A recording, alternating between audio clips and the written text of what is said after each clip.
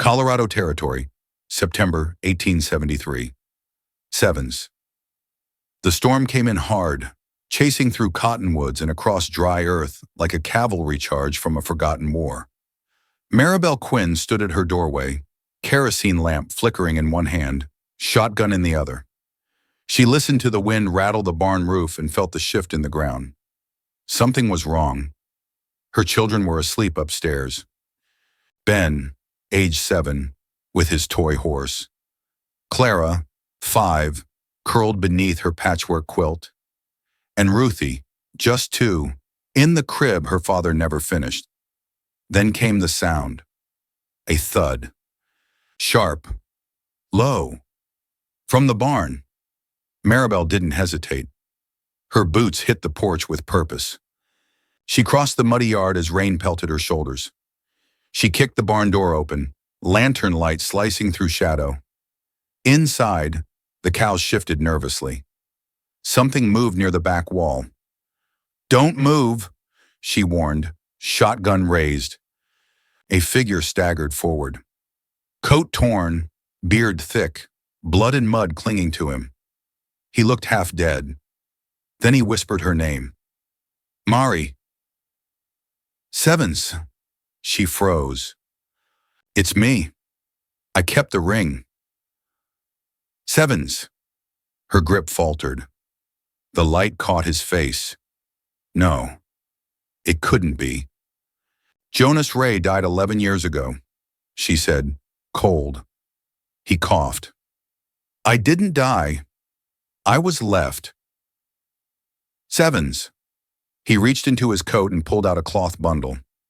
Inside, a silver ring. Smooth. Simple. The word always etched inside. "I kept it," he whispered. "Every day." Sevens. Tears welled in her eyes, but she did not lower the gun. "You don't get to walk in here and speak my name like it's still yours." Sevens. "I don't want anything," he said. "Good," she snapped. "Because you'll get nothing." Sevens. She slammed the door and dropped the iron bar across it. Behind her, through the wood and storm, his voice came soft. "I kept the ring." Sevens. She didn't turn back. But she didn't sleep that night either. Morning brought silence. Sevens. Maribel stared at the barn from the porch. Her children ate breakfast, unaware of the ghost 30 yards away. When she opened the barn door, Jonas was sitting against the far wall. He looked up, quiet. "Why?" she asked. "Why let me bury you? Why disappear?" Sevens. He stood slowly. "Your father took me out to scout land. Said it was for a mining claim. When I leaned over the ravine, he pushed me." Sevens. Her heart stopped. "I shattered my shoulder. Couldn't speak for 2 years. The Cheyenne found me." Sevens. "Why not come back?" Sevens. "Because by the time I could, your father had buried a coffin with my name. Said I ran. Said I stole." Sevens. She clenched her fists. "You think I'd believe that?" She whispered. "I didn't know," he said softly. "I thought it'd protect you." Sevens. "I waited 3 years," she said. "Then I married James. A good man. Not because I stopped loving you. Because I couldn't keep mourning someone who wouldn't return." Sevens. "I never stopped loving you," he said. She turned away. Later, she found the muslin bundle, her old wrapping, buried under the cottonwood. He had dug it up. He still had the ring. Time didn't stop, even for ghosts. Sevens. Jonas stayed. Maribel never asked him to, but he chopped wood, fixed the cellar roof, rebuilt the fence. He worked like someone paying a debt no one asked him to repay. The children watched him. Ben asked to help mend fence posts. Clara drew his face in her notebook. Ruthie called him bear and laughed. One day, while Jonas helped on the roof, Ruthie wandered too close to the ditch swollen from last week's rain. The bank gave way. He jumped. By the time Maribel screamed, he was already in the water. He pulled Ruthie up, soaked and shivering. "You're all right," he whispered.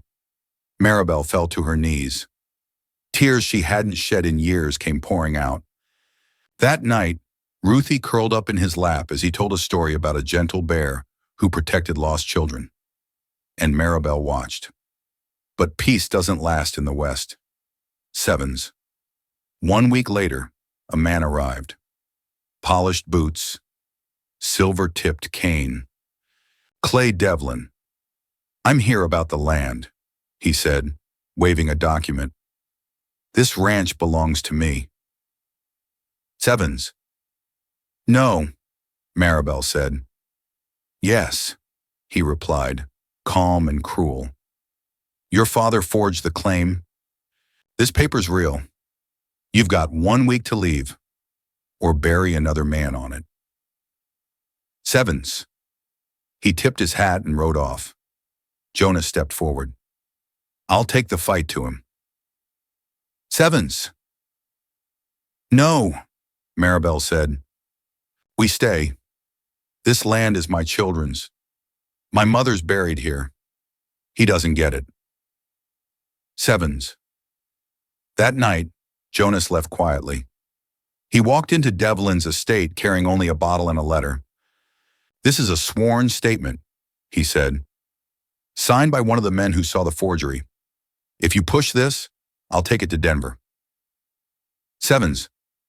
Devlin beat him nearly to death. By dawn, he came back, barely. Sevens. Maribel ran to him. "Why?" she asked, holding his broken face.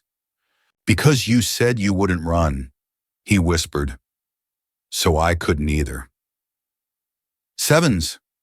She cried over him then, not out of fear, but because something lost had finally returned. In his coat pocket was a letter. "When the wheat's in and the children have firewood for winter, I'll go. Not because I want to, but because I know you love someone who never came home, and I'm not him anymore." Sevens. She wept again. "You fool," she whispered. "You think you brought the shadow? I carried it every day."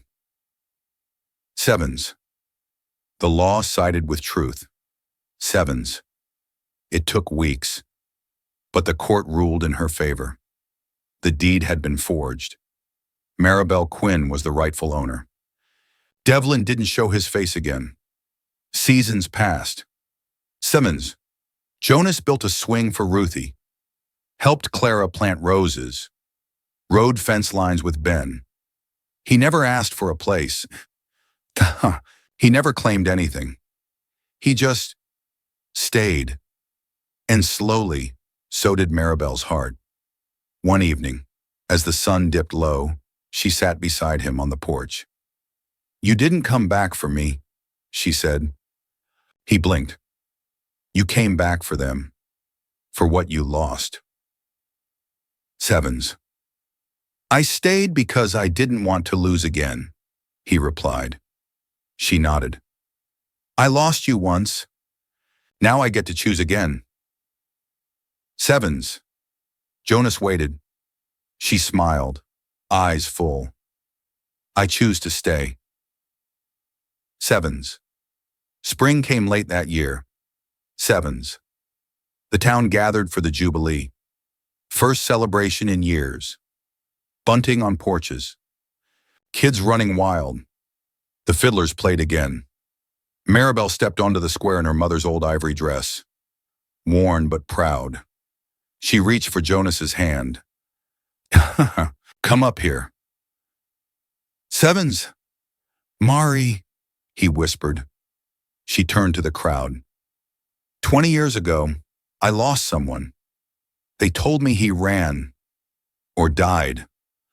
Maybe both. But he didn't ask for my love when he came back. He just gave. Sevens. She dropped to one knee. Jonas Reyes, will you marry me? Sevens. The wind swirled. He nodded, pulling her to her feet. Always, he said. And so the past was buried. Sevens, not forgotten, but forgiven.